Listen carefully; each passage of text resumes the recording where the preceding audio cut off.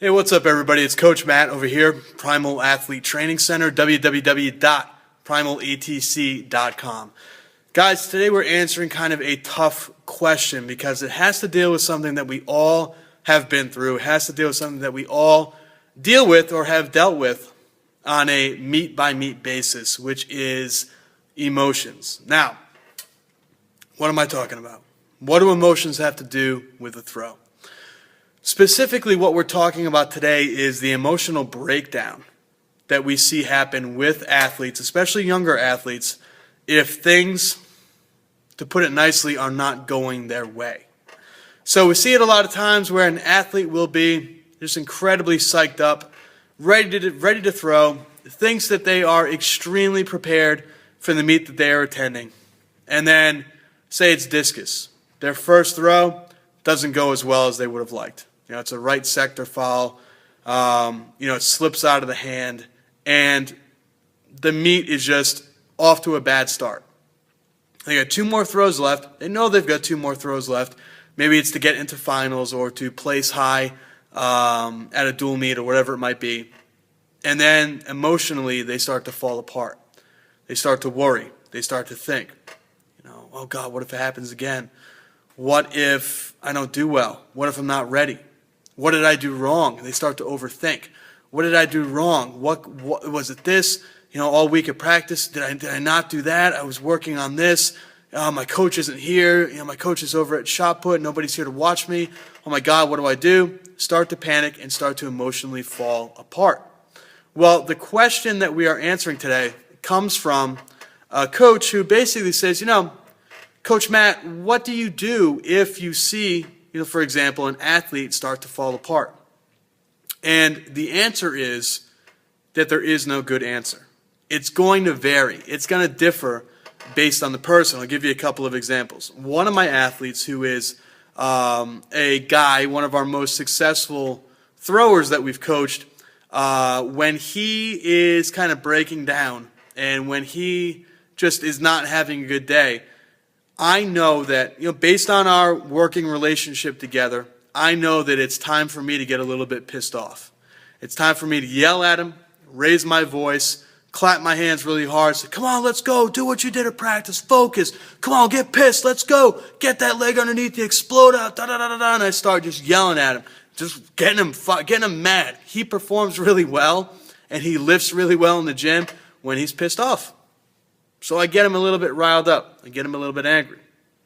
A couple of years ago, one of the girls I was coaching, she had only been coached by me for about 2 months at this point, 3 months, and we're going into the outdoor state championships. And this girl, she is a badass chick. I mean, she was a tough girl. High school junior, tough girl, not afraid to tell you, where to go and how to get there. And, she had only been throwing for that one season. She'd only been coached by me for about half of that season, and even that was only 1 or 2 times per week.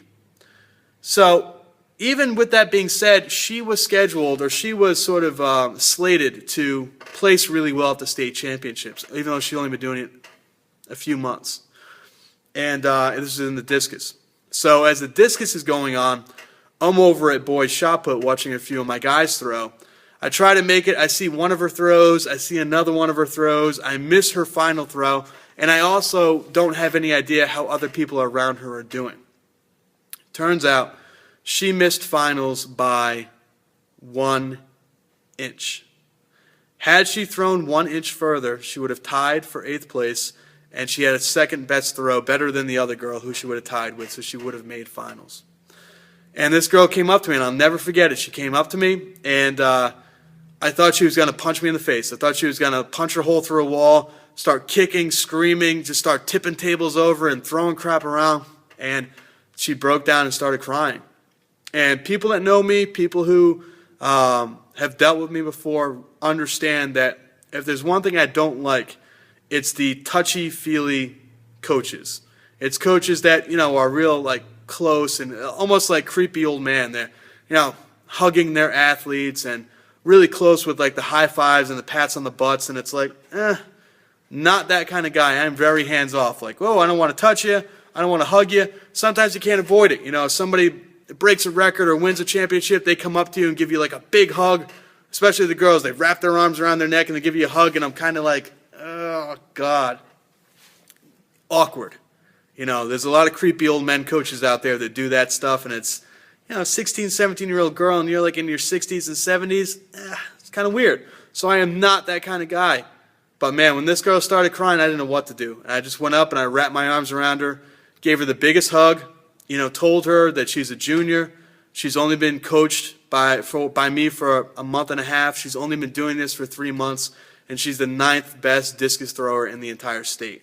Kind of brought things down, put things into perspective with her, gave her a big hug, gave her a shoulder to cry on until her dad came over, and that was it. You know, so it's going to depend. If your athlete is breaking down emotionally, whether it's between events, where they're going from one event to the other, and they just lose their confidence and they break down emotionally, you have to establish at practice what it's going to take to get that athlete back in that mental zone, back and ready to go.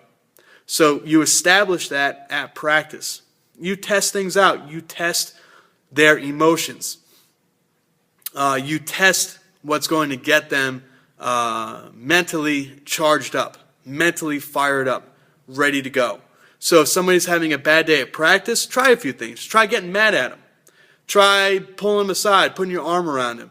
Try some encouraging words. Whatever it is, try a few things.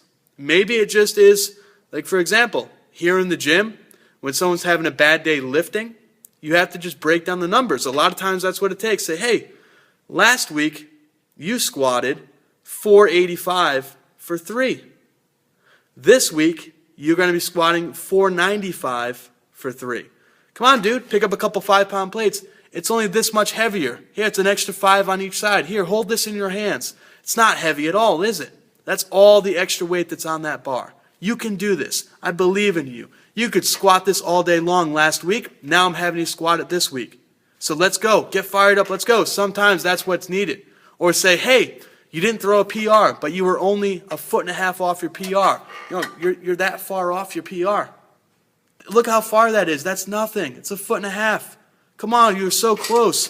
Sometimes it just takes breaking it down. So it's gonna vary from person to person. There's not a great example or a great answer I can give you to say this is always going to work. For certain people, it's going to be different, and it's your job as a coach to get it out of them at practice and find out by experimenting on their little minds, experimenting and saying what is going to get them back into that zone, what is going to get them better prepared. All right, so that's my advice to you and to the other coaches out there that are having issues with their athletes being a little bit over-emotional and breaking down and falling apart if they have a bad throw or if they're having a bad meet. That is something you guys can do. It's going to vary person to person. And again, it's up to you to figure out what works best for each athlete. Guys, Coach Matt, Primal Athlete Training Center, www.primalatc.com. Make sure if you have questions, leave them under the YouTube channel.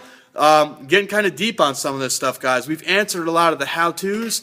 Now we're getting into the mental preparation. Now we're getting into coaching how-tos and some of the stuff from like down in my mind, like down in the bowels of my mind. We're going to be pulling some stuff out of here, going down into the cobwebs, into the cellar to help you guys out as much as possible.